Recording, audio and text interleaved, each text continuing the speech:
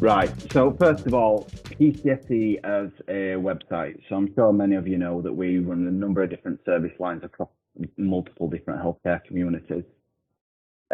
For any guidance, help, support, there's a wealth of information that's actually stored on the PCSE website itself, which if you go to pcse.england.nhs.uk, you'll access our website there. And then if you click on services, and go down to pharmacy market management services, a number of different tabs will actually open, and you'll be able to see, again, just really relevant information for what you guys will do on a day-to-day basis. But if you're struggling with navigating PCSE Online and you need any help and support in actually doing that, and click on the market entry tab, scroll to the bottom, again, you'll see more information on the screen itself. You'll get access to these handy guides, which will give you a little bit more insight into the processes that you guys will do on a daily basis. And you can actually, again, just for you new guys that have joined us today, you can actually log into PCSE Online through the PCSE website by simply clicking on the login tab. And this will take you to the unique login screen for PCSE Online, which you should all have your own unique credentials. Sorry. So I'm just going to stop sharing my screen there. Right, and at this point, Chris, are you there? Hi, mate, I'm here. Great, so I'm just going to hand over to my colleague Chris now, who is going to start going through the navigation side of things and give you an insight into managing those applications. So yeah, Chris, whenever you're ready. Cool. Right, good morning, everyone. Hope you're all keeping well. And what I'm going to start off with is a quick run through of the actual application form itself. So just quick share my screen. And when an applicant has logged in, this is the screen that they're going to see. This is how they generate their application forms.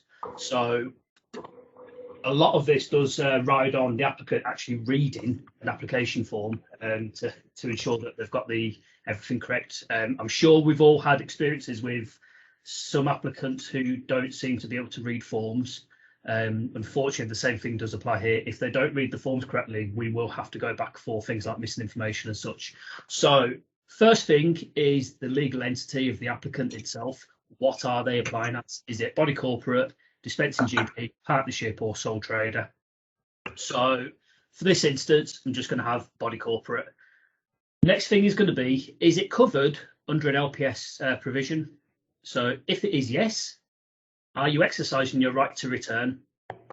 Yes, and then it allows them to select further options. If it's no, it will not let them proceed. That is pretty self-explanatory. However, we do still get some people who get confused on this first question, and they will try and exercise a right to return despite having nothing to do with an LPS at all. So most cases, it's going to be no, they're not. These next four dictate what the actual application form is going to be. Is this going to be a new stroke additional premises, which is going to unlock current needs, distance selling, future identified improvements, future needs, identified improvements, better access, or unforeseen benefits? Is it going to be a change to the current pharmaceutical services provision? So relocation neighbouring, relocation same, change of ownership, closure. We don't deal with closures at the moment. We don't deal with those. Is it a combined coup and relocation to the neighbouring health and wellbeing board, a combined coup and location to the same health and wellbeing board, or a consolidation, which we do take on now?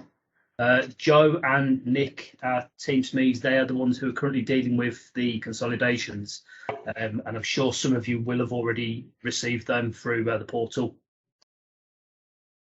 So next ones are going to be the change of director and or a change of superintendent. These can be done together. They do not have to be done separately. But just for this one, we'll just go on to a change of ownership because it's obviously it's the most common form that we get. So it tells them all the stuff that it needs to, that it will do on the actual forms. So it says here the proposed type of ownership is body corporate. What is the current type of ownership? These are exactly the same things that are on that people have to select on the normal forms. So again, body corporate for what's usually is selected. Now, is this a pharmacy or is it a DAC? We'll go for pharmacy with this. So provision of drugs has already been selected. And now we start moving on to the fitness options. Is it option 1? They've already given the fitness. And then we ask them the same thing we do on a normal form, who they've supplied it to and when. So this will obviously enable us at PCSE to dig out the previous forms if needed. And then option 2, we already provided it, but there's been changes. And again, they can type in here exactly what they need to, and it's exactly the same as on a paper form. And then option 3, we will provide the required fitness information with this application. Now, this option 3, unlocks fitness to practice inside the portal. Now, the next thing is going to be, are you applying in relation to distance selling? Yes or no? It's all it does. This first screen, this entire first screen dictates what questions come up next. So there's one other thing I want to add on here, provision of appliances. Now, in the normal application form, this section here is in the services section, and they have to manually write it in. On this one, they write this on the first screen, and it then generates on that PDF. If the applicant fails to disclose this information when they're creating this, it is quite a hassle to get this unlocked, to get the information added. So again, we ask the applicants to make sure that they're actually reading these forms as they're filling them in. So once I've done this now, this will then generate everything based on these. I don't know, I've missed something. There you go. So I'll just put test in there. And this is then going to, I've already answered that. It's now going to generate a blank application form with a full fitness to practice. I'm not going to fill it in. I've already got one that has actually been submitted. And I'm going to pull this up in a minute. I just want you to see that this is a blank application form. What questions are up there, what sections are now unlocked and available for an applicant to fill in.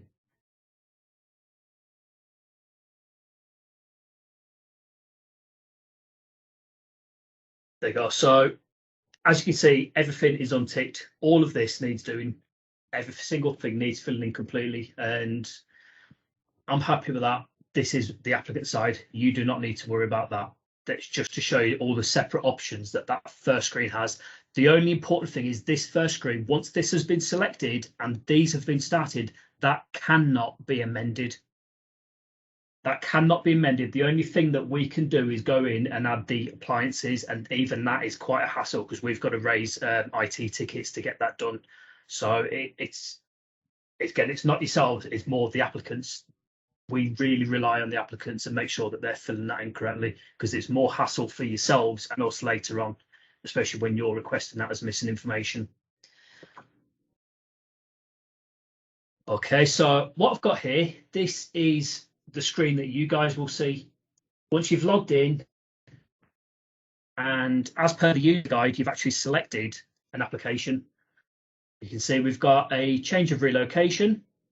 So going back to this first screen, again, this is a live one that our lovely Joe 7 at Boots submitted just as a test.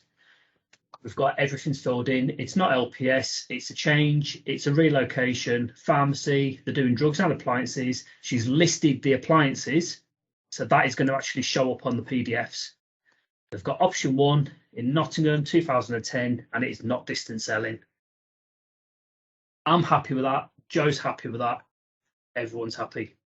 So the next thing is going to be the actual organisation details itself. Now, this is going to be exactly as you'd expect. It is the name of the applying legal entity, any directors, any superintendent details, and also the contact details of the applicant stroke user representative themselves.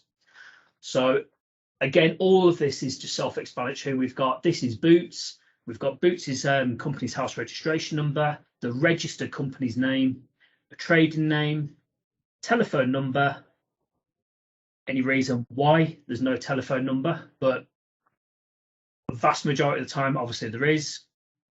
What the registered address is. Now, again, this is, as you all know, this is what's shown on Company's House. Hopefully, we do obviously get some that don't think that applies to them. And then the next thing we've got, this is who has actually submitted this form. So Joe 7 is the one who's actually created this form, and she's the one who's going to submit it. So we've got all of the contact details for Joe, or it could be a user representative such as Connor Daly, Tariq Iqbal, Kevin Harrell. It could be anyone at all. And then after that, we have now got if the body corporate partnership sole trade is already included in part 3, give us the registration numbers. This is the same questions that are on the actual application form themselves.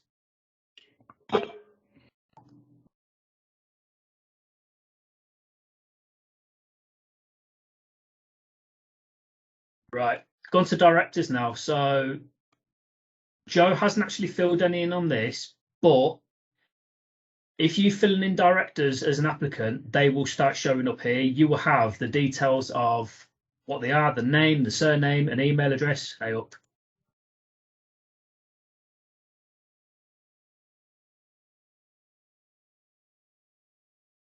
Go.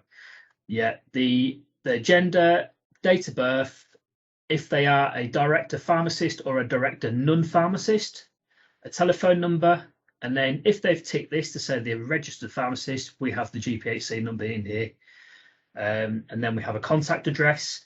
Now, all of this gets generated onto either an Annex 3 for relocation, Annex 2 for things like change of ownership, or if it's a full fitness to practice, it would generate onto the Chapter 7, Annex 1 for a body corporate for the actual fitness to practice forms. So next, we've got this exact same thing for the superintendent. And obviously for a superintendent, we all know they have to be a pharmacist. So the system will not allow them to select anyone that is not a pharmacist. They have to have that GPHC number.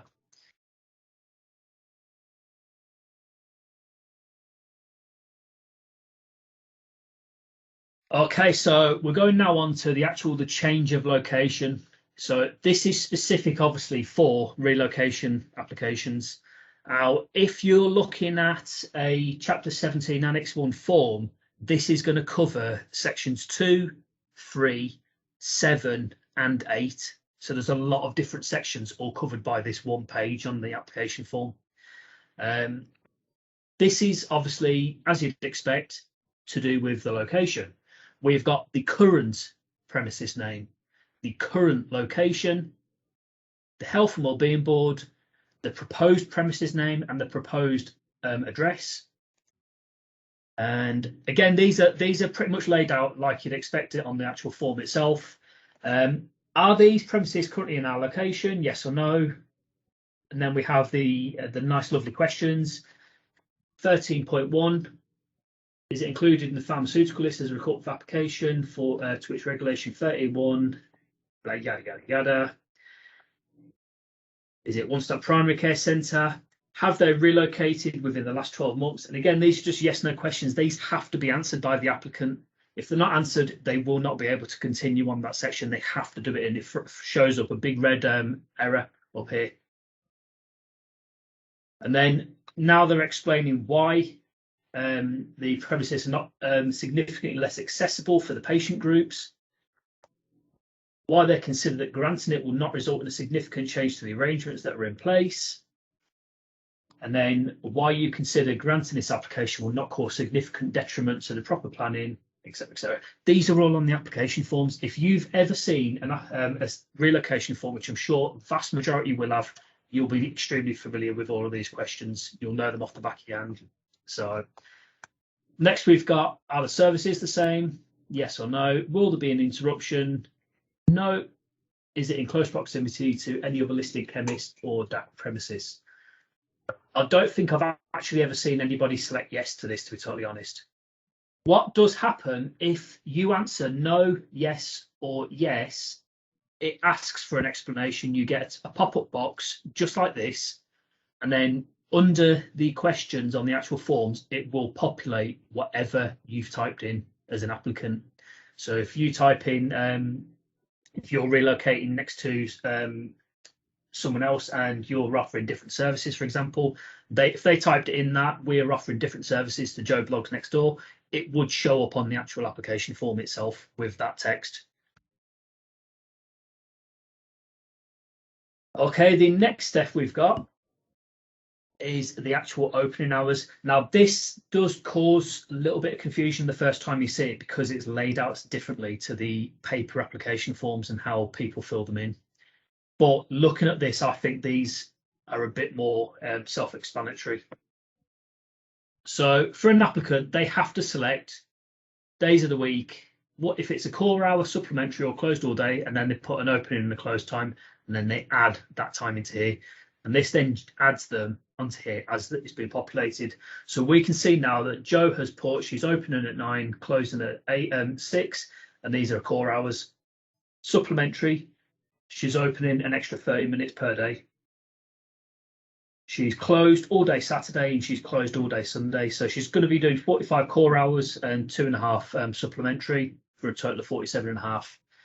Now, on the forms itself, it still shows up as the 2 separate hours, as the core and the supplementary. If you ever do think that it doesn't make too much sense, have a look on here, because I think this is a little bit clearer for yourselves, especially if it's the first time you're seeing it. So this is where an applicant would, Joe hasn't in this case, but would upload a floor plan. They either give an explanation if they do not have a floor plan. You do get some people who will just say there's no changes to the current contractor when it's a change of ownership, or we haven't got them yet, the premises hasn't been built yet. Any excuse, whatever, gets entered into here. But if they do have one, it will be uploaded here and you will be able to download it. You will see a file name. You can click on that and it will download at the bottom of your screen. Again, you can then move that to wherever you need to, open it, save it, do what you need to with it. Now, moving on next, we're on to enhanced and advanced services. Now, this is just a tick box for the applicant.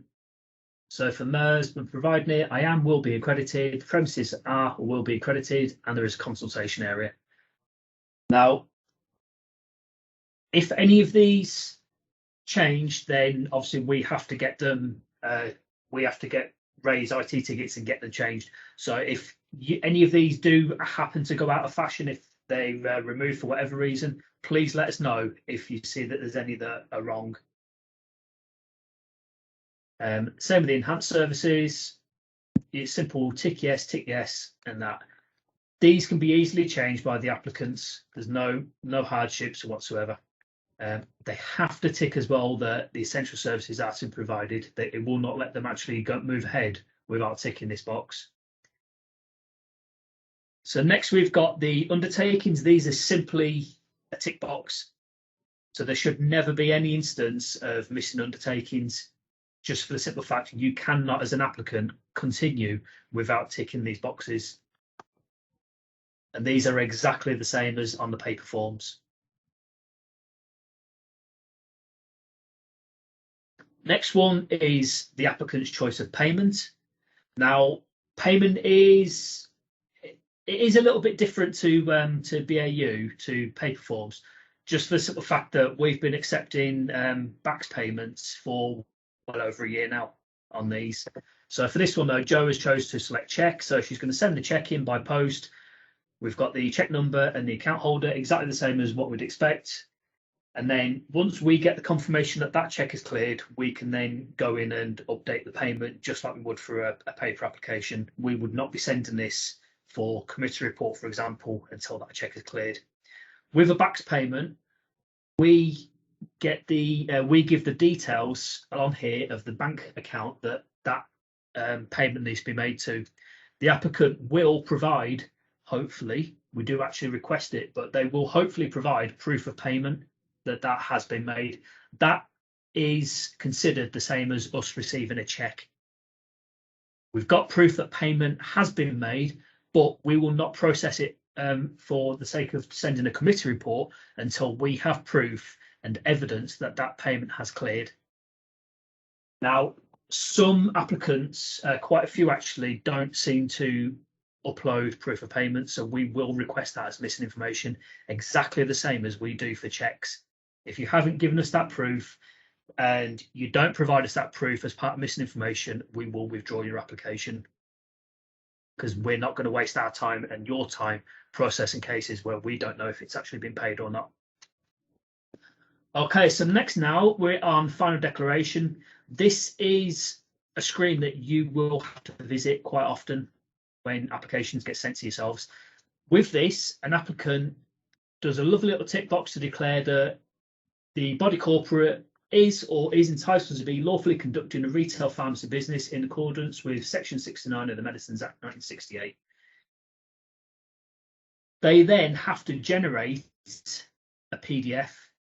There's a pink button here for generate PDF, and all it does, it takes all of the information that has been entered onto here from the first page up to here, and it creates a blank, an unsigned copy of that PDF of the application form. So I'm just going to download this one and show you exactly. Now, I know that some people are getting a little bit mixed up with these and the signed versions. All this is a blank copy, as in it's not signed. This is for the applicant themselves to download and either hand sign, send to somebody else to sign, or to upload or to add on their electronic signatures into here. So now that we've got that, if I'm Joe 7, I would sign this and then I would upload it into here. Now, hopefully Joe's done it on this one. This should be the exact same form, but with a signature. Happy with that. So if you looking at the forms and you think it's not signed as part of first referral or third referral or whatever, just please make sure that you're not downloading these ones or you're not downloading it from elsewhere. All forms that have been uploaded by the applicant are in here in this section. We have no control over what is in this, only the applicant do. So they can upload everything. You should have a proof of payments. We should have a signed Annex 1 and either an Annex 2 or Annex 3. We should have any supporting documents such as a map, any SOPs, any application justifications, anything whatsoever to support that document and that application should come up in here. When we go back and request missing information, again, this is the screen where the applicant will upload everything. You will, in some cases, find that there is about 40 to 50 documents listed in here. I know there's been a couple in North East where there has been individual pages of SOPs uploaded. I think the most I've seen is around probably 40 pages individually uploaded. If we do get things like that, we will try and collate them all into one and upload them elsewhere, just for convenience sake, just so that we've all got a copy that's collated into one, and we're not trying to waste 20 minutes downloading 40 pages just to make sure that there's no duplicates. Okay, so the next step that an applicant would do, once they've generated the PDFs, they've uploaded every single thing that they need to, they've ticked confirm, they would press submit. PCSE then get notified that this application has happened, and then we would assign to the regional teams in PCSE. We would split down into our regions and we would work that case. What we would do is we would do our first referral exactly as we would for a paper application form. And then we send it to yourselves. Now, there's some slight issues with how the emails work when an application is submitted. This is completely beyond our control. The portal is set up how NHS England have agreed it, and when certain actions take place, emails are automatically sent out. Now, we have had some of these emails switched off, and instead we've had them replaced with manual sent emails to generic inboxes, as opposed to anyone who's dealt with this in the early days will have seen the numerous emails that you got for every step that we took. You would get an email for, say, a first referral, an email for committee report, even if it wasn't for your team. There's a good chance that you would get it, especially somewhere like East Anglia, where there's a lot of people working in one area, and it is in the system considered as one area. Right, so when we go on to the review application, this is the screen that we and yourselves will be using most of all. It's where most of the tick boxes and bits and bobs are that we have to fill in, and it's also where you will find the most information. So I'm just going to quickly go through, and then we'll start going on to things like the sort of processes slightly for yourselves. So again, on here we've got the correspondence details, so we can see straight away it's submitted by Joe7, Joe's email, and there's a telephone number. And if we look at the top, we've got the ME number, got it again there. We've got an actual CAS number, and we've got the application status as it is now. We next have payment confirmation. Now, a lot of the applications that you will be working with will probably say no payment received. And again, this is simply because we have not had the confirmation that that payment has cleared. As soon as it has cleared, we will update this payment to full payment received, or in some cases, part payment received if it is we've had to go back and request, say, fitness to practice. Whilst the application is with yourselves or the applicant, currently we are unable to change this box. And this is something that PCSE must be changing. Excuse me, PCSE must be changing when the application is in our control. And again, whilst this is with yourselves or the applicant, we cannot change the local office. So the local office, these are based on the pre-April 2020 Q codes. Now, I know that they are wrong. I know that I first had this identified by West Mids over a year ago, and we have done our best to break it down. And this is how we're now going on with the switching off some of the emails and emailing teams directly. Some of the regions, I think Midlands North doesn't exist anymore, but this again is beyond our control. We can't make changes to the things like the local office selections. That has to come from NHS England.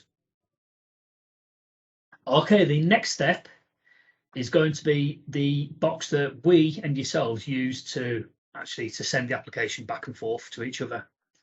So when we do a first referral, we will type our complete first referral into this, and then we press first referral into there, and we will send it to yourselves. And again, when you guys are sending it back, this is the last step that you would take to actually return an application to us. Now, this has to have text filled into it before you can send it back. If you just press that now, it might reload the page and you think, good, it's gone, but it hasn't actually gone. It's still with yourselves. And then I know some of you get quite angry when we're constantly emailing going, can you return it? Can you return it? It's because of something like this. The next thing is a box for returning to the applicant withdrawals. This is just a box for PCSE, and this is just so that we can get an audit of what has been sent back and forth to the applicant. Next is going to be the fitness checks. If fitness to practice is required, it will show up in here. There's a massive checklist for every director and the superintendent, and it names all of the references. It's not used by yourselves. You don't need to worry about it. It's mainly a checklist for PCSE to ensure that we've carried everything out correctly and we've completed every single step. Next step we've got is the general checks. Now, I know a few people in the past have panicked thinking, oh my God, I can't tick this. Why can I not tick this? This is mainly for a PCSE. This is after first referral has been returned to us, we will tick whether this is in a controlled locality or not. So please don't panic if it's circled out. Now, the next thing, this is only on notifiable applications, so relocations, consolidations, etc. This is the interested party section.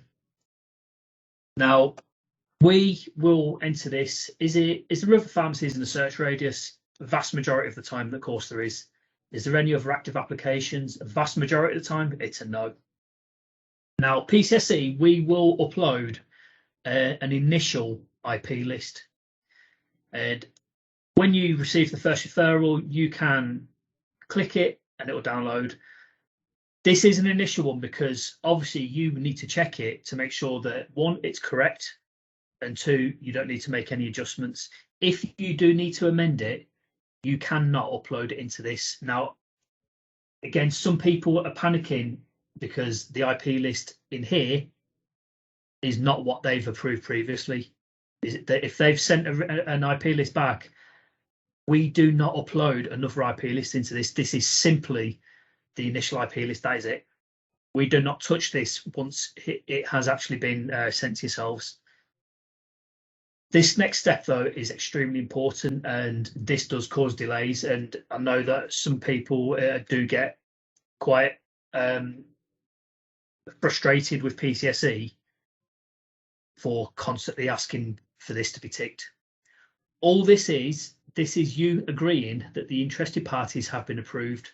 Now, it could be that that is perfectly fine. That's happy. In that case, tick it and press save. It could be that you've had to upload an amended IP list with a CCG or anyone else, any other interested parties. It could be that there's other regionals, other health and wellbeing boards that are bordering. You might need to add them. You would upload that into here. The only thing that we ask is that you please tick this if you are happy that either that is correct or your IP list is correct. Because we cannot start the 45 days in the system without this being ticked. This is essential as far as we're concerned. So it's now unlocked, all interested parties notified by PCSE. That is us starting the 45-day period. So we cannot do that unless that has actually been ticked. So please don't think we're being arsey if we're sending emails back going, can you please approve the IP list? It's just that we simply cannot continue that application until that box has been ticked. Now, the next one is going to be the supporting documents. In fact, I'll just quickly go back to this one a second. Actually, when we do start this, you will see a timer. You will see what day that this application is on for the whole 45-day period. And then again, on the 14-day period, you will see if it is in day 12, day 13, day 14. So you can keep a note to yourself, right? This has got so many days left. Okay, so now going on to other supporting documents. This is where we will upload anything extra that the applicant has actually sent in. We do get it. We do get people who decide, oh, I've got a floor plan now, I'm going to send it in now. I have got extra SOPs that I actually want to upload, so I'm going to email them to you. You might have somewhere there is an issue with the application itself, and we've had to do some sorcery in the background with IT and do the PDF separately, and then we will upload them here where we're able to. For yourselves, final IP list, that is probably going to be the thing that you do for nearly every application. You can also do your explanatory notes. You can do whatever you need to, but you must make sure that you select it and then you actually press the grey upload button. There are some issues with having characters in the titles, such as underscore, the and symbol, trying to think what else, percentage. These are to do with the system picking those up for antivirus. because a lot of the viruses have those in the actual file names. And that's that. If you find that there is a document that you can't upload because it's coming up either with a red box in the corner or a blank red box, it could have one that's got an error message in, it could not. If you find that, first thing I would like you to try and do is just change the file title. Just change that file title to whatever you need to, and then try and upload it. If it's worked, happy days, we're all good. Now, when PCSE upload a document, we will put a comment in here. So if it's an IP list that's been uploaded, we will put in here IP list uploaded. This, when I press this, if I press this as PCSE, this will send out an automated email. Now, a lot of people panic when they get these emails because they think, what is this? I've never seen this before. Is this case for me? What is the comment itself? We cannot switch that off, that automated email. That has to stay on. That's completely outside of our control. So this, though, leaves an audit trail. So we can see exactly what was uploaded by whom at what time. And in some cases, you might find that there's about 5 or 6 different things, so there will be back and forth. This also, though, allows us to communicate with each other. So if, say, a committee report has been sent to yourselves, you will be able to request additional information if needs be by leaving a comment in here. If you need the floor plan updating, you can type it into there. Please request updated floor plan.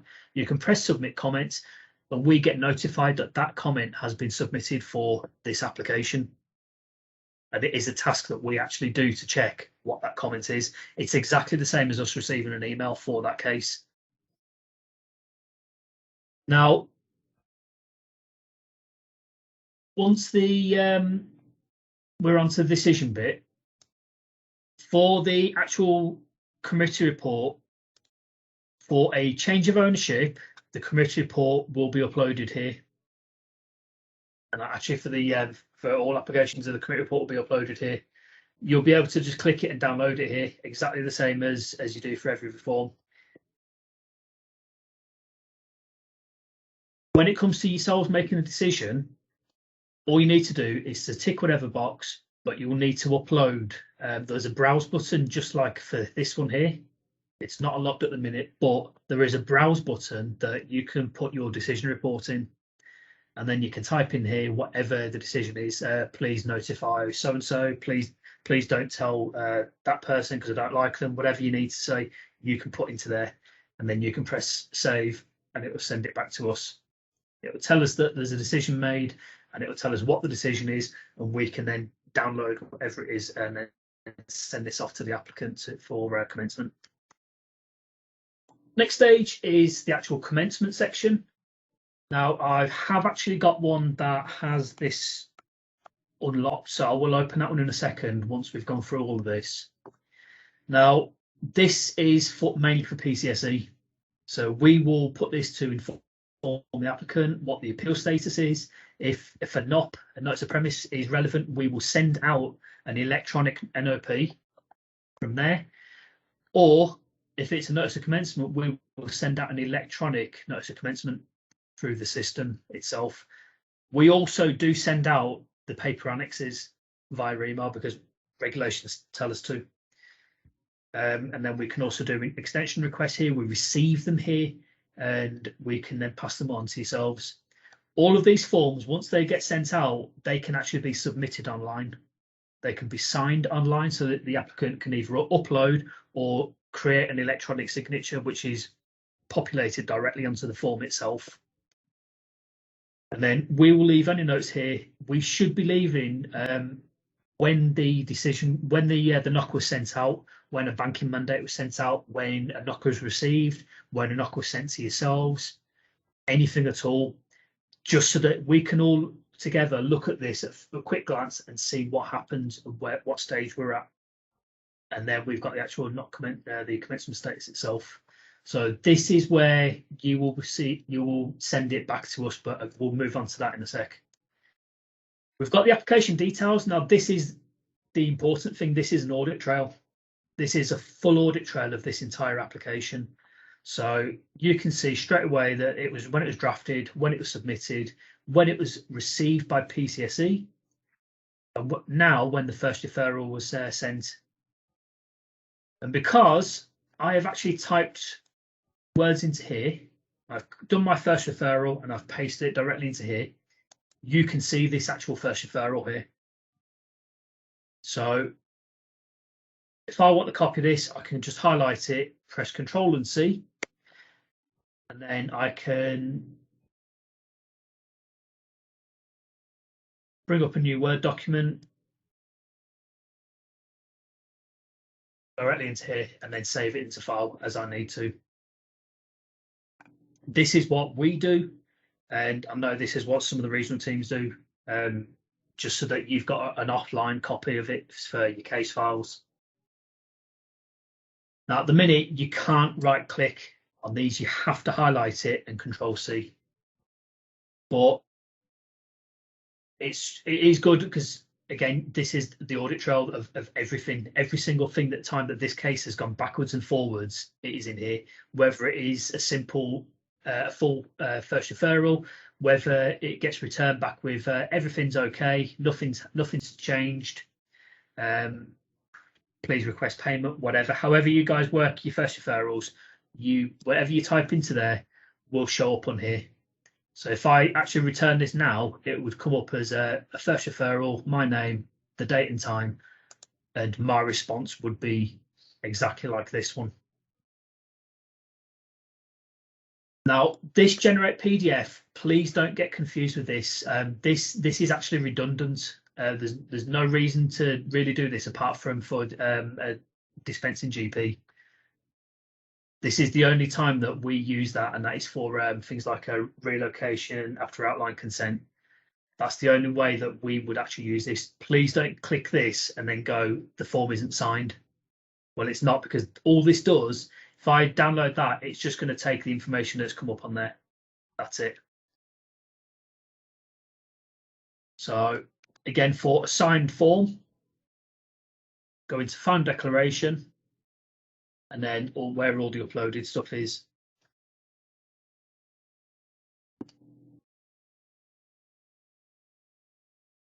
Again, so please don't get confused. That download PDF is exactly the same as these. They're just blank, unsigned copies. But again, for a relocation after outline consent, it is signed at the point of application. The applicant themselves has 3 sections, and the 3rd section, they will sign it. So if I go back to this, I'm going to quickly show you ME 537. Now, this has a notice of commencement that has been submitted online.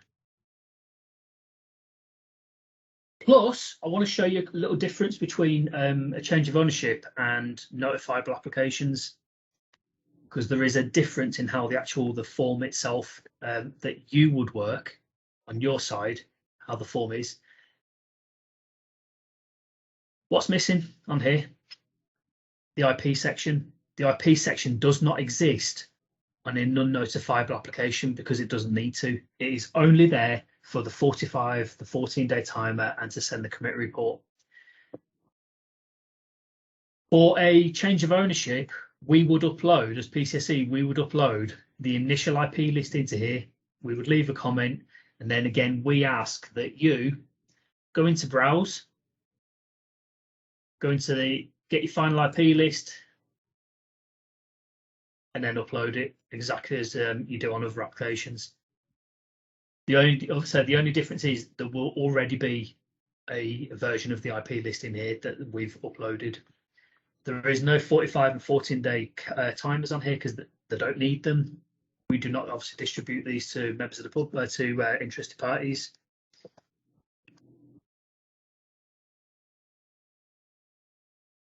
So going on to the commencement, this has actually been filled in now, and this has been submitted. So you can see that the applicant has been informed of decision after appeal. It's been granted after appeal. The this has been referred to NHSE for validation. So you will get an email to say that a knock has been submitted for your attention, for you to review. All you would need to do is download the knock.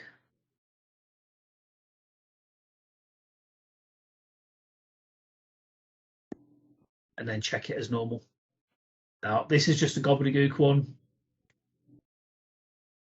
but it is exactly the same as a paper submitted knock. And you can see it's signed. We've got who has signed it. We've got the registered office details, the services, and all of the details, which hopefully, not always, but hopefully are correct. We can keep sending this back and forth until you're happy that the information is correct. And once you're happy with a knock, with a notice of commencement, all you need to do is just say, whatever, knock approved. And then you can either validate it or you can return it to PCSE for review. So if I'm satisfied that this is correct, I'm going to put knock validated, form validated by NHSE, type into here, knock approved, and then I will press save. Now that is going to send this back to PCSE. So we will get informed on our dashboards that a knock has been approved. And then we can process that that notice of commencement further, notify NHS BSA, send out any removal letter, request new codes. And then that should be the last stages for yourselves. There shouldn't be anything else on there that you would actually need to do. But the very, very important things are, please make sure that you actually type it into here when you're sending an application back for a first referral or further referral. The steps that you should be taking as per the user guides are obviously do your IP list, upload your IP list, then send the application back. I know some people have accidentally sent an application back and then tried approving an IP list for notifiable applications, or tried uploading things, or they've sent it on and then tried uploading like decision documentation. Always try and upload your documentation first, because once you send it, you don't know if you're going to be able to upload anything, and then we would then have to send it back to yourselves. I just want to quickly go over the emails that you receive. Now, for a first referral, any subsequent referrals, such as missing information has been returned and we check it and we're going to send it on to yourselves, or for a committee report, touched on this before, but we send out a manual email. This is the manual email. This is the template that we use. Now, instead of, like I've mentioned, everybody in a queue area, in a queue code, receiving that email that an application has been sent for referral, if you think like East Anglia, how many people are in Q79? There's a lot of people, and a lot of people will get these emails, including the fitness to practice teams. For Yorkshire, you'd have Ghazala Khan, who deals with the fitness to practice. She would get these as well. So what we do, we send these emails specifically to your generic inbox. So you would receive an email that says what the application type is, who it is, the details, and what STP code it is. If you get any emails further down the line saying a comment has been submitted by PCSE and you have not received any of these emails, it's safe to say that that application is not for yourself. Now, we only do this on 3 stages. Again, we do it on the first referral, we do it on the further referral, and then for a committee report. Every other time you will get that automated notification by the system itself, but we have to have those up. We cannot switch those off.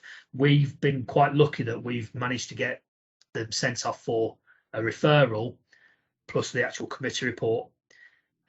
I'll be honest, we're quite lucky that the NHS England agreed to that.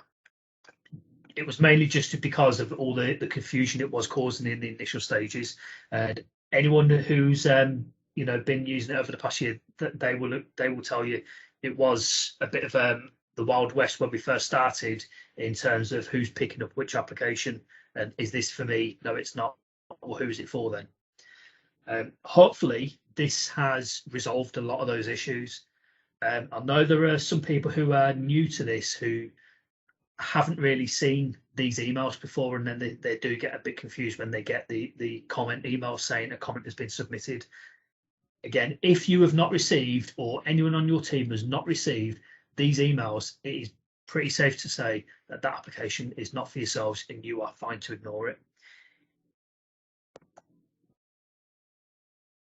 Okay, right. I think I'm going to say I'm done for this one, Ryan. Cool. Thank you, Chris. Really appreciate you going through all that. Right, Chris, you want to just, in fact, keep sharing your screen just for now. So I'm just going to hand it over really to you guys. I appreciate that's quite a lot to actually take in. And, I've seen some really great questions actually coming up in the chat. But do any of you guys now have any particular questions or anything else you'd like to go over in a little bit more detail? If so, you can take yourself off mute and just ask a question. That's fine. Alison? Yeah, just why like when I came back off leave, I had about 7 emails from market entry, ME number, etc., and I haven't got any FTPs at the moment. So why am I still getting all those emails? So Chris, Joe, are you able to give it a bit of an explanation? If it was automated emails, it will be because you are a user for that organisation, for that queue area. So for West Mids, I'm just using West Mids as an example now. Every member of West Midlands who is set up for that queue code will receive those automated emails that we cannot switch off. So if it is, say, a comment that has been uploaded, you would still receive that email. We are unable to switch those off. NHS England have said no to switching those off, as far as I'm aware. Obviously, we do get change of superintendent and directors on the system, and it's the exact opposite. So all of the market entry teams, they get the same emails for FTP case. So for Cod Coty cases, when we upload something and we leave a comment, it is unfortunate, but just the way that the teams are actually set up in the system, which is nothing to do with us, I'm afraid, then that's going to continue until NHS England makes some changes. But again, if you've not received that email, that first email there. So why would NHS England want you to keep emailing everybody within a whole team about everybody's cases? I have no idea. It's just the way that it's just the way that it is, I'm afraid. Again, that these, like for the superintendent and the change of director ones, we do the exact same thing. We've switched off the first referral and the commit report and the further referral email. So we do the exact same thing for all the fitness teams. So they get these generic emails so that the rest of the teams don't. But again, it's just some emails that we've been unable to switch off. We've not been allowed to switch them off. Okay, so it's just the problem with it is that you don't, you'd have to search through and see if any of them ME numbers relate to any of your cases, wouldn't you? Yeah, but again, if you've not had these first emails, just to say like this is the first referral for yourselves coming to your generic inbox, again, it's just safe to say that it's not for yourselves. Right. Okay. This is why whenever we send any correspondence out to yourselves, we always make sure we have an ME number on the email. If any of the team don't, please email them back and say include the ME number, or I'll come fill you in. Because it just does add confusion if any of our team forget. I was just thinking you didn't really go through the FTP process on this, did you? No, FTP's tomorrow. FTP on this, we don't even touch it online. For a full fitness to practice, we do not work them online. They are worked externally via email. Just to jump in there, Chris. So yeah, tomorrow we're having another session, but that will be around fitness to practice stuff. Which again, you're all more than welcome to join that if you'd like to know What time is that? If off the top of my head, it's around I think 1 it's o'clock. 1 to 2. Yes, it is. That is right. It's between 1 and 2 o'clock tomorrow. Is that the last one, or will there be any more? No, so that'll be the last session that we are doing, but again, it will be recorded. So once we've completed that session, like with this one, we'll distribute that recording. So anyone that's not able to join will be able to catch up on it as well. Yeah, I won't be able to attend that tomorrow, so I think that's brilliant. Well, thank you for your question, Alison. I can see we've got another hand up as well from Elfrida. Yes, it's just perhaps in addition to Alison's question, is there a way to feed this back to the developer? I mean, with regards to these notifications coming in, I appreciate the fact that we have not been receiving these emails with regards to first referral and anything on the portal, but at least to perhaps think about amending these notifications to actually display the name of the applicant or the pharmacy in question, just so if we are all receiving it, then perhaps those who are only responsible for doing something about it will actually go on the portal and action it. So what I'd actually say to that is, yeah, I mean, by all means, any feedback that we actually get during this session or through any other channels, you know, that feedback can all be catalogued. It can be sent to the right people. Now, to say what change would come off the back of that, I wouldn't be able to give you an answer. I mean, this webinar is simply about the navigation of the system. And I appreciate, I mean, yourself and I'm sure many others on the call will have little things that they'd like to see changed in the system. And I don't want to set any false expectations that because it's been raised here, it'll be changed in a week or two, because that just won't happen. But of course, any feedback that we've got, we will be able to pass that through the business. That would be really great. I mean, just so perhaps, you know, we just consider, you know, IG in terms of this as well. Perhaps that might be able to get them to do something about it, because I don't think anyone should be seeing things that they should not actually be, be accessing. I completely agree, and like I said, we'll log that feedback, and we'll you know, once we're doing a bit of a summary of this session, we'll review everything that has actually been raised. And, you know, when it comes to actually our IT team who oversee PCSE Online, you know, we'll pass that feedback on. But yeah, no, thank you very much for that. Do we have any other questions? Hiya, it's Sahida. I've raised my hand. Oh, hello. Yeah, it's Sahida. Hiya. I just wanted you to go over the notifiable applications. What's the difference? Because I was getting so confused with the interested parties. And I thought it was a standard application. Yeah, of course. Right, this is a change of ownership. So if I go onto here now, change of ownership is not distributed to interested parties for the 45-day period. Yeah. So change of ownership there is no interested party section on here because there doesn't need to be. Mm-hmm. It's only there just to send out so that we can start timers in here. So for these, we would, as PCSE, we would put our IP list into here, and then you just put your final one into here. For a notifiable, that IP section, let me just bring that one back up. That IP section itself, that has to be ticked because that starts timers. There's full timers in there that count down 45 days and then count down a further 14 days that we have to trigger. Okay, so any non-significant relocations, they would have the interested parties section? Yeah. Okay. So it's basically those new premises, you know, current needs, future needs, things like that, distance selling. These have to be notified out to interested parties to invite comments.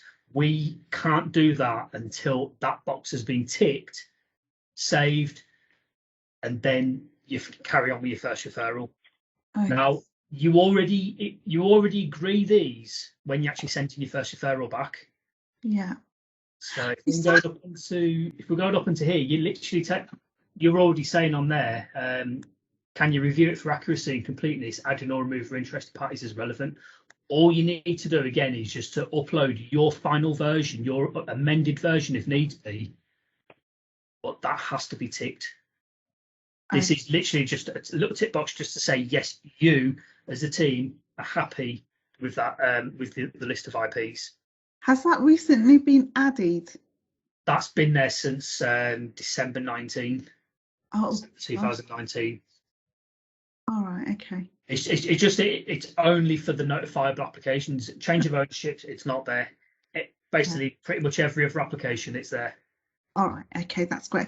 The other question I had was about when we send out when we respond to first referral and everything's fine. Yeah. I don't know what other people do, but do we have to wait for you guys to respond back and then send the explanatory notes, or can we do the explanatory notes at the same time? I'll be honest, I think we'd appreciate it as well if you actually give the explanatory notes as part of that first referral response. Oh, okay. That'll all be down to your team leaders, your PCMs, and that. So if we don't want to have to go back though, if both of us have forgotten about it, when we go to start the 45 days, if the only thing missing was a form wasn't signed, if an Annex 3 wasn't signed for a relocation, we don't want to then have to come back to yourselves to say, can we get the explanatory notes, please? We've all forgotten to ask about it. Okay, so if the IP list needs updating and we, for the first referral, then we do that, and then we, at the same time, we can do the explanatory notes. So everything, you get the first referral and explanatory notes at the same time. Yeah, so you can literally upload both of them together. Okay, cool. That's great. Thank you. That's fine. So and that, just upload them. You can just control and click, and then just upload them there. Yeah. And then happy days. But again, we just need to make sure that has been ticked.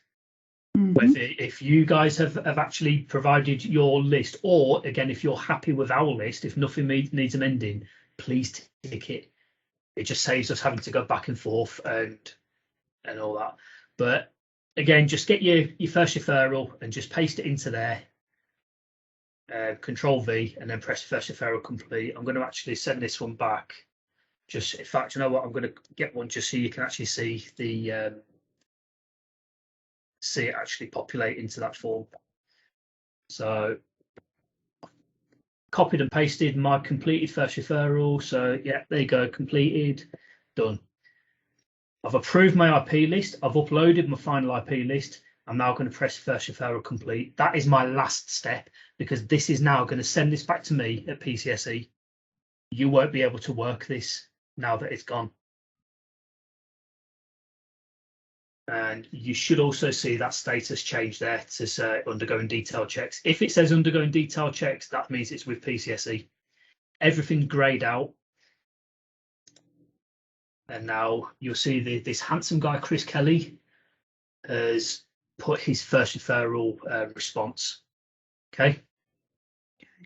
Does this make sense to you? Yeah. Is there any issues? Yeah, no, that's fine. However, if there's a question, if there's an error, say like the opening hours or something is not matching, and we put that down, that incorrect opening hours, yeah. Are we still submitting that first referral complete? How do you do? And then once you've responded back and it's all corrected and everything, do we still go back? Where do we go then from there on? If you find that there's information missing in your response, your first referral response, you can just put onto here what you want us to find. Whether it's the hours are wrong, here's the correct hours for Saturday, here's the services that are missing, the applicant's an idiot and hasn't assigned this, that, the other. You could put whatever there. We will request that as missing information. Okay, and once we get that response back from yourself, we need to then confirm back to you that that's correct or not. So where do we put that comment back to yourself that is correct? In this exact box. So once we've done it, we send it to the applicant. They do what they need to, generate new PDFs. There's no point them submitting the old PDFs because the information's wrong. We get them to generate a new set of PDFs where necessary, sign the new form, and then upload it again. So anything that the applicant has filled in will again be in final declaration. So if we send it to yourselves, you will see that there is hopefully It's not always the case, and in that case, we do have to keep going back and forth to the applicant. Hopefully, new versions of PDFs will be uploaded here, signed PDFs.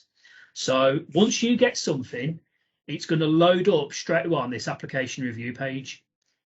And then all you need to do, once it's loaded up, is go right down to the bottom to bring up the audit trail, because then you can see what we've actually said to you in a second response. Whether we say the applicant has uploaded a new version of the Annex 1 to final declaration. It could be that we say the applicant has returned something by email looking over supporting documents. We're trying to get the team drilled to actually tell you where things are, just to, I know that there's, God knows how, how many different variations of these forms and the portal itself. So once you've got a second referral or further referral, go straight down to app details, application notes, and you will see a second first referral by PCSE. Just go by the dates. It's the newest ones are at the top. And in here, you might see, again, applicant has uploaded an amended Annex 1 to final declaration. So again, final declaration is that page where the uploads are. It could say a SOPs have been provided. Please find them in other supporting documents. As long as you're happy that everything is correct, you just need to respond into this box. Will that box be empty? Or Yeah. Oh, okay. This is only completed now and populated because this has been returned to PCSE. So if I logged in as PCSE and I returned it back now, that would be white just like that, and it'd be open to typing for yourselves. Brilliant. And you'd get a first referral complete button there. All it is, it's just a box to send text back and forth to each other. That's it. If it's greyed out, it's with us. If it's white, you can type in it. But just remember that every single thing that gets typed into that and sent ends up down here. So some cases you might find that there's a lot of back and forth, where, especially where we do have to keep going back because the applicants change one thing when we've never asked them to do it, which does happen. Or they give us the wrong application form, or they actually give us the signed form for a completely different application. Or a number. You've all worked with these applicants, you'll have all seen some of these issues that crop up. But anything that we type in here is saved into this section, and it's again the same for yourselves. Any responses will be first referral complete. So it'll say it's a header there, and it will say what date and time, and it will say whatever you've typed into that box there. Yeah. Brilliant. That's great. Thank you. Sorted. Yeah.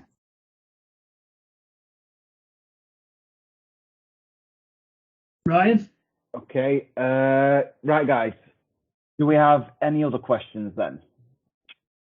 So I'm just thinking we've got 15 minutes left, and with this being the last session that we'll be doing around this, I mean, it's really your guys' opportunity to raise anything you may have. So yeah, any other questions? So Ryan, it's Jo. Can I just talk about the email situation, because I think I'm a bit confused with it. Yeah, sure, go for it, Jo. So the emails that we send for the first referrals and when we send a committee report go to the exact same people as they do when we send the paper forms. So the only difference is that you have to log onto the system to view everything.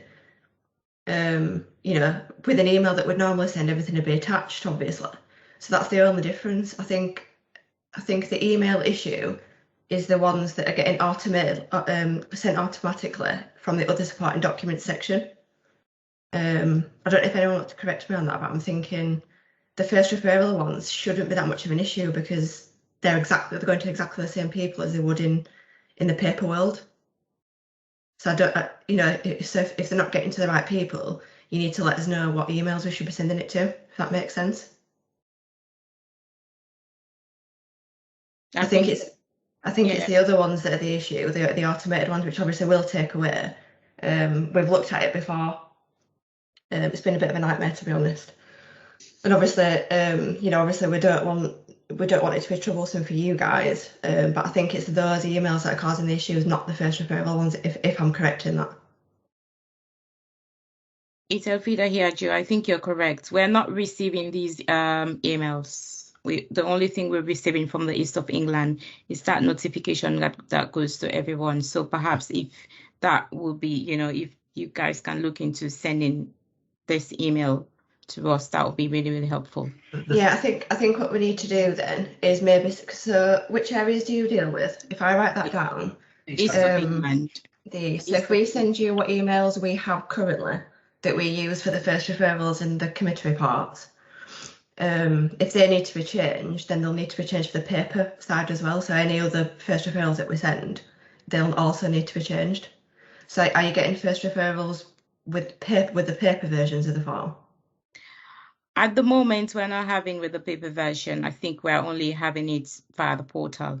That's why, we're all kind of irritated by the fact that we all got notified when initially the email just used to be sent, and then the admin person managing the boxes would just send it directly to the team managing it.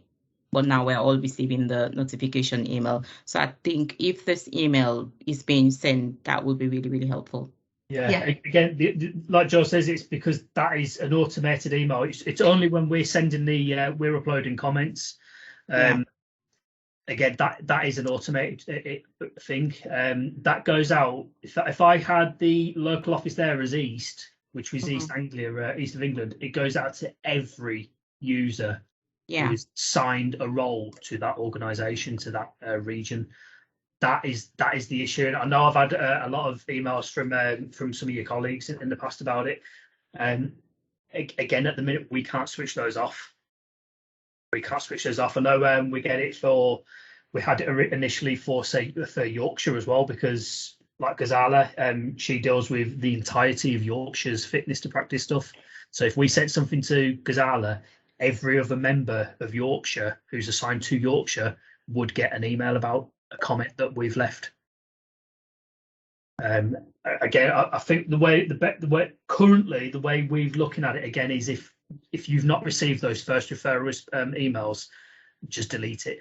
Just leave it. Just ignore it. And I know it isn't. It's going to be frustrating when you're getting 10, 20 emails a day about the same things, just with different ME numbers.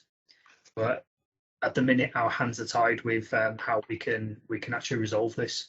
Yeah, because this particular section was only supposed to be ever used at the point of us sending a committee report. So that, say for instance, we'd forgotten to add some kind of check or an IP list, whatever, then we'd be able to send comments and just say, we've forgotten this, and upload it again. Or say if you've made a decision and you've missed something off, then you'd be able to communicate with us. So that's the only reason that particular bit is supposed to be used. But I think for some reason we've got into some kind of habit of putting other things in it. So I think there's too many emails going out when really that wasn't what that particular bit was supposed to be for, if that makes sense. So I think that's something that needs to be worked through as well, in that just looking at the user guide and just making sure we're only putting certain things in that box. But obviously, of course, we'll take away the contact part of it for sure. Yeah. Again, I know when we've raised it in the past, we've asked about the possibility of splitting it down between generic emails and named individuals. But again, some fitness individuals use an individual email address. They don't use a generic one. And that's where the issue is. We can't have the emails only going to generic one, because then we'd miss out people who actually work cases. No, it has to go to both sets. It has to go generic and named. That's I think that's the response we got last time we raised it over a year ago. I think the generic will be appropriate, really, because it will then be escalated to the right team to deal with, to be honest. But again, the thing is, other regional teams, they work differently, and they have named individuals.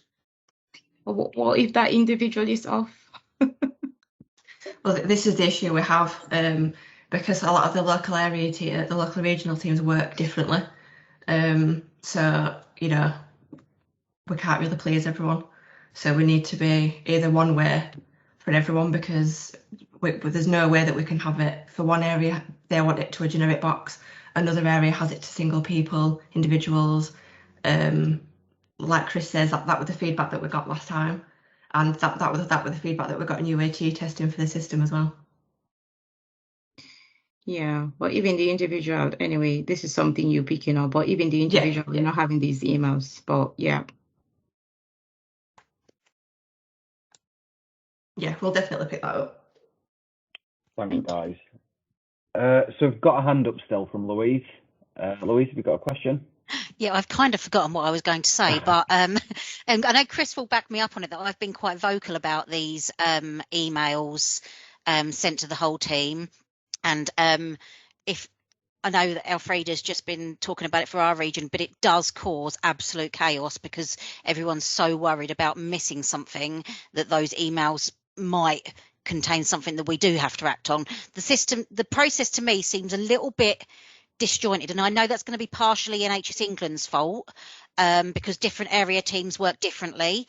For instance, us in professional standards, we deal with the applications here, and other area teams, I understand their contracting team do, but it just seems like there's no clear process for this, and we're working half on the system, half off the portal. I don't know, it just seems quite confusing, but that's just from my point of view.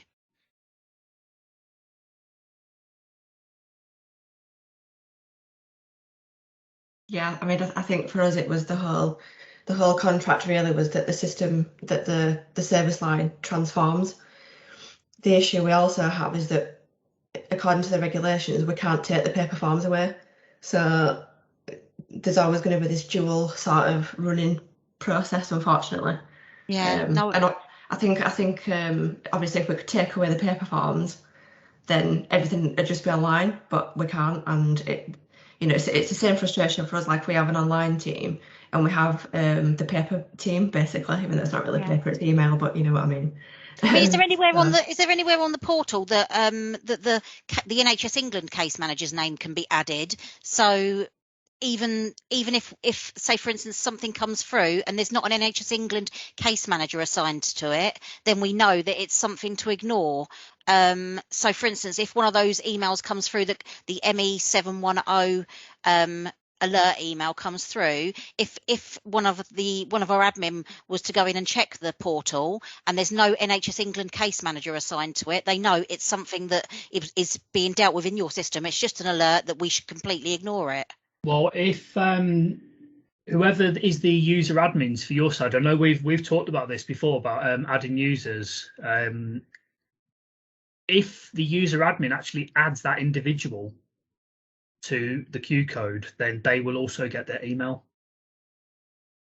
Right. So yeah. So if you add whoever on the desk as an ME approver to Q79, then any emails that get sent out from the system for Q79 will also go to them, so they can also turn around and then notify individuals. But that's pretty much our whole team. I mean, we're all ME approvers in the East, so that's pretty much our whole team, which is where the problem comes in, is that everybody gets these emails. Yeah, that's the thing. We literally can't stop them. We can't stop them down. And there's nowhere on the system for you to add a name. So, for instance, Louise Lepresti, case manager, so that if we just at a quick glance, we can go in and check and say, actually, that should be coming to me. I mean, I'd say not. The emails are generic. The issue we have is that, as well, if we ask for them to be turned off, it might affect other service lines, because obviously the other service lines have transformed and are set up in a similar way. So it'd have to go through a whole change process to make sure it's not going to impact anybody else. Okay.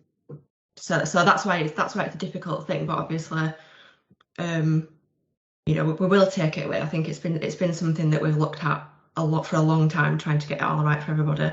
Yeah. So yeah, we'll definitely look at it again. Thank you.